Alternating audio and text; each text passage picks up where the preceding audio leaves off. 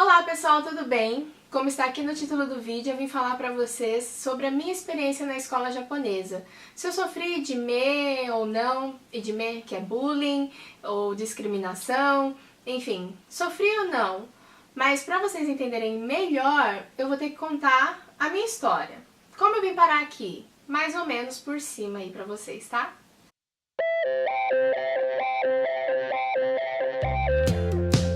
Bom, os meus pais vieram pra cá, pro Japão, quando eu tinha 10 meses de vida.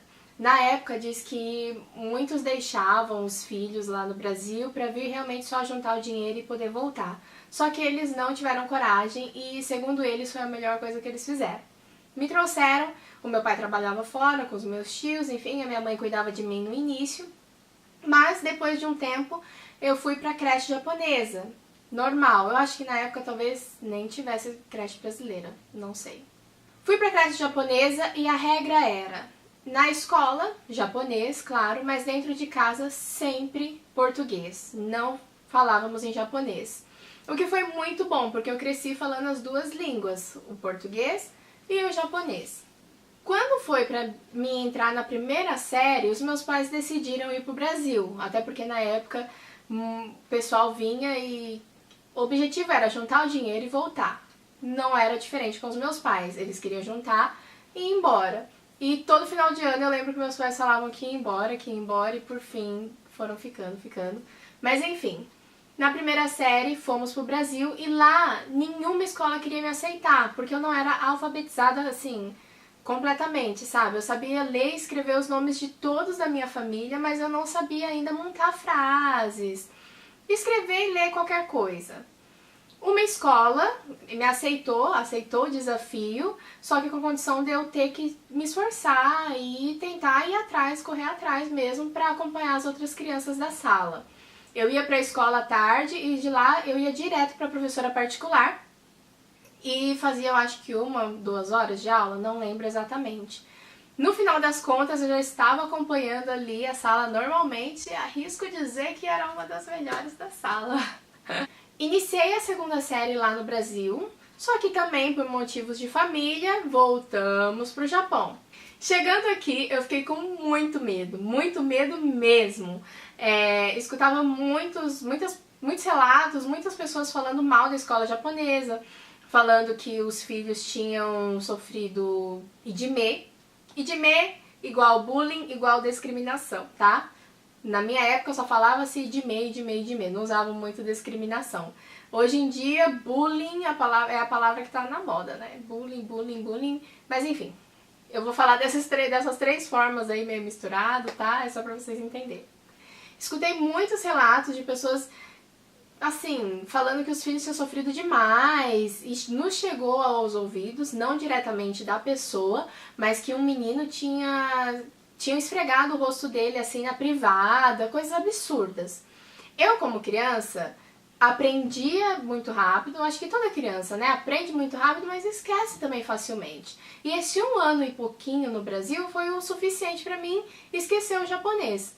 Então, por muito medo colocado sobre a minha pessoa, eu decidi ir para a escola brasileira e os meus pais sempre me apoiando. Lá eu fiquei 1 ano e não digo que foi completamente perdido, mas foi quase, sabe?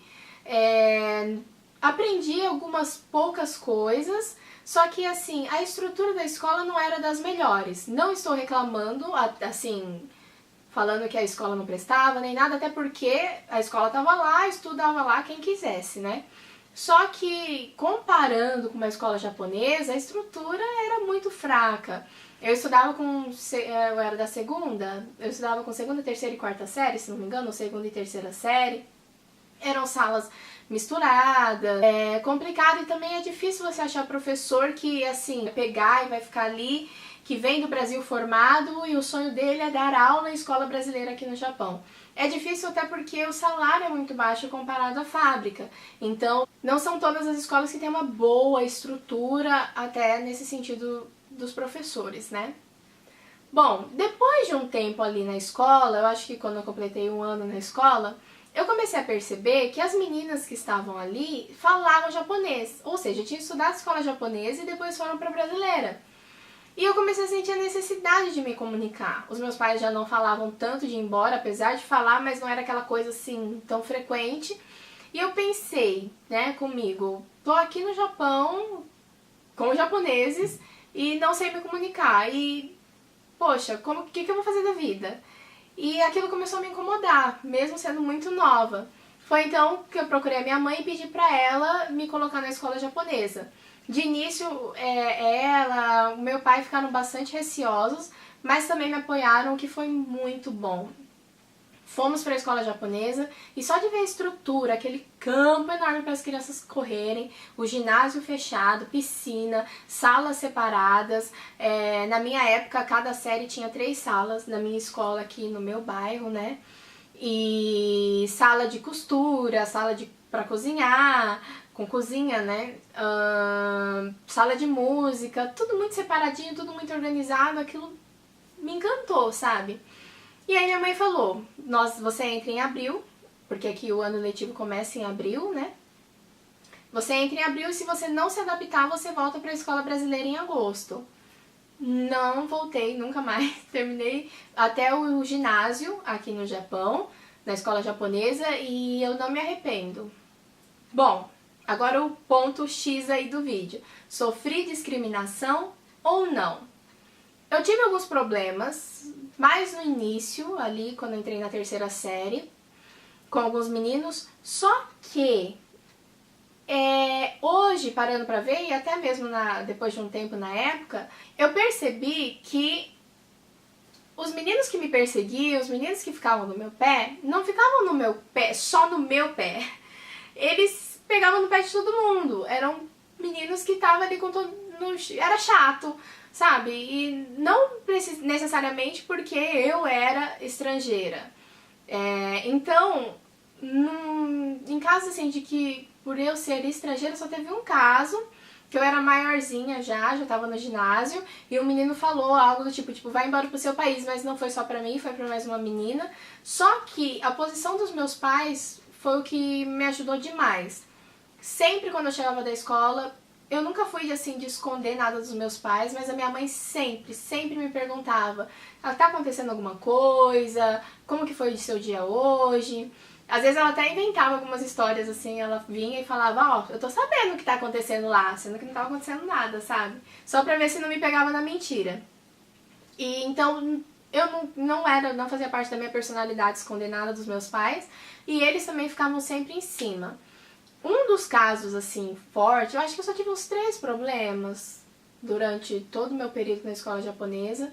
E um deles foi logo no primeiro ano, quando eu fui ali entrei na 3ª série.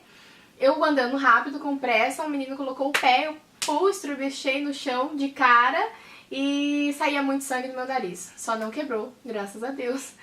Mas aí ali foi um fuzuê, né? Tava tendo aula em outra sala, todo mundo da sala saiu pra fora, a professora foi me socorrer, me levaram pra enfermaria e chamaram os meus pais, até porque o caso era grave.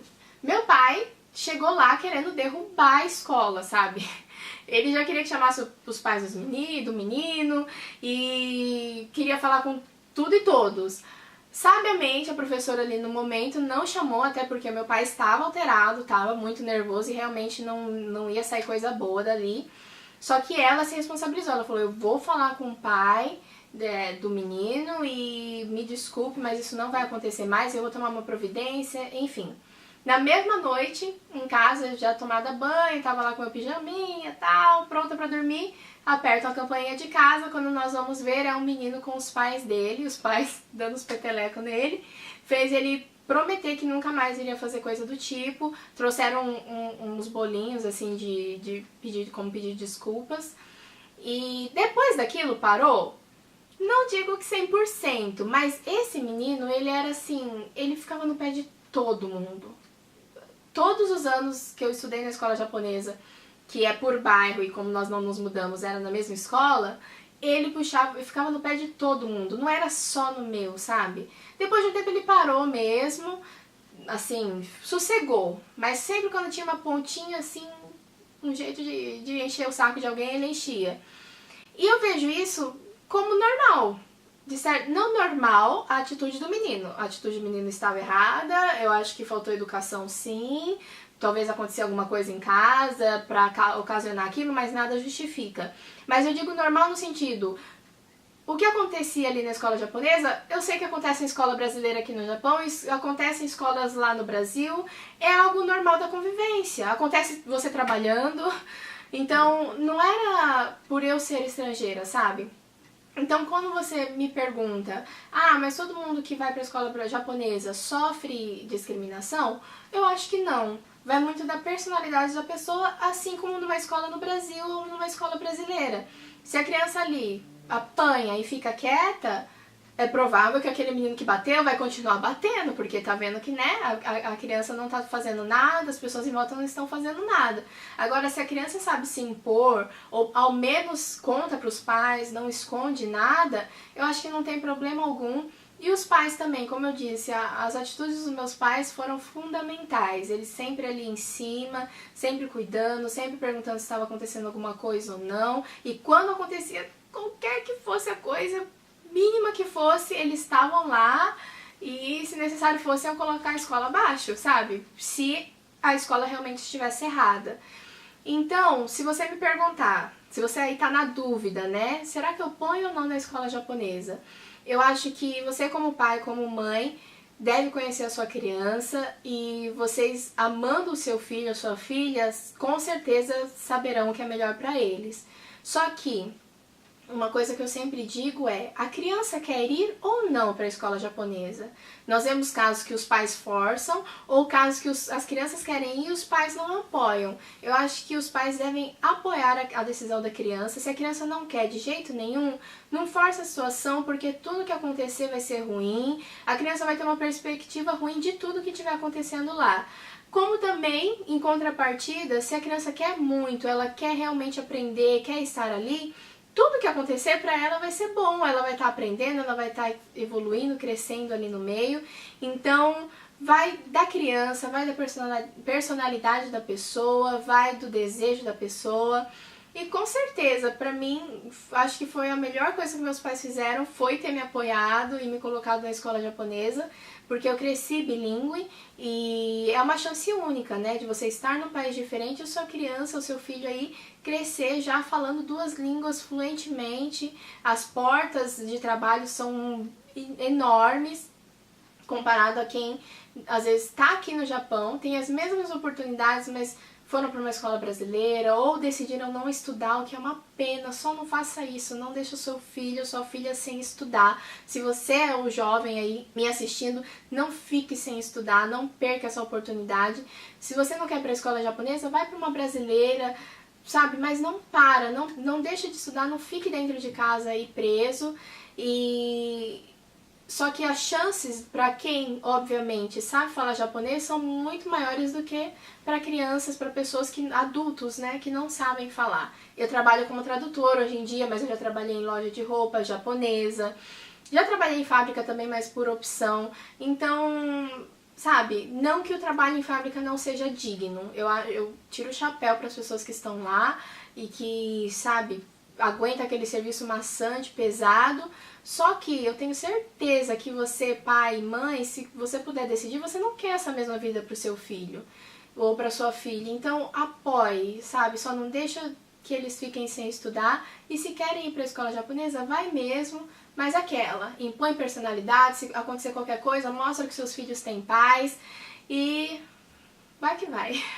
Bom, se vocês tiverem mais alguma dúvida, pode deixar aqui nos comentários pra mim, que prontamente eu vou responder quando eu puder.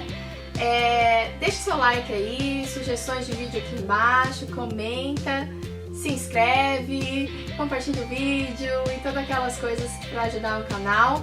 Muito obrigada por ter assistido até aqui e até os próximos vídeos. Tchau!